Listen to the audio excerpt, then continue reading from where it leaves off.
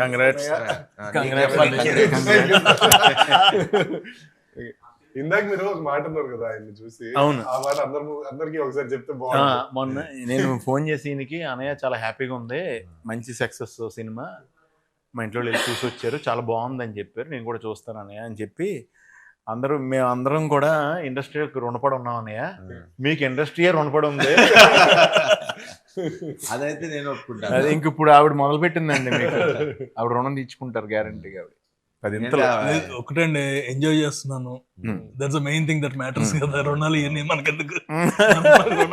అవును, అలా కదండి, ఏదైనా మీరు చేసిన దానికి మీరు ట్రూ కాంట్రిబ్యూషన్కి ఆ రిజల్ట్ వస్తుంది కదండి, అది డౌట్ లేదు అన్న. లైఫ్లో అది మాత్రం నేర్చుకున్నా, లేట్ అవ్వచ్చాం కానీ కళామ్మ తల్లి ఎప్పుడు తప్పు చేయదు అసలు.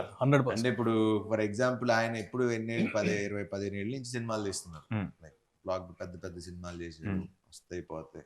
మీరు నేను సునీల్ అన్నతో మనది ఎప్పుడు ఇంకా క్లాస్మేట్స్ కంటే ముందే క్లాస్మేట్స్ కి నేను అన్నాను, గుర్తుంది తమ్ముడు, కోటి ఉమెన్స్ కాలేజ్ లో షూటింగ్ జరుగుతుంది, అవును, తను చేస్తున్నాడు, తన్నే ఏ కాన్ఫిడెన్స్ తో అన్నానో తెలియదు, 2007 8 అది సంథింగ్.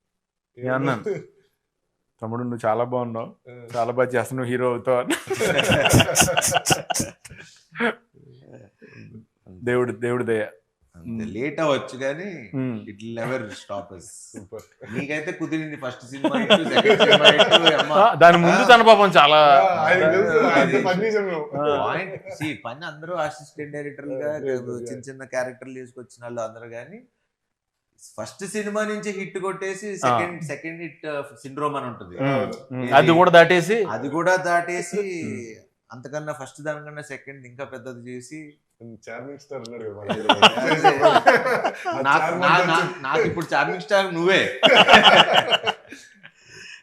లేదు శర్వ, ఫస్ట్ దానికి సెకండ్ దానికి కూడా తనకి ఎప్పుడు టఫ్ గానే ఉండేది. బౌద్ధ మూవీస్ ఏంటి అనుకోకుండా సెకండ్ అసలు టఫ్ గా ఉండాల్సింది కాదు, స్లోగా నా ప్రాబ్లం అది. But the way he structured everything final గా, ఎక్కడ కూడా నేనన్నా అప్పుడప్పుడు కానీ నేనన్నా ఇప్పుడు ఆబ్వియస్లీ ఫస్ట్ ఫ్రస్ట్రేషన్ ఉండేది ముగ్గురికే, హీరో డైరెక్టర్ ప్రొడ్యూసర్ ముగ్గురికే ఉంటుంది ఫ్రస్ట్రేషన్. ఎవరిని ఎవరు అరుచుకోవాలి, మామూలు మేమే అరుచుకోవాలి.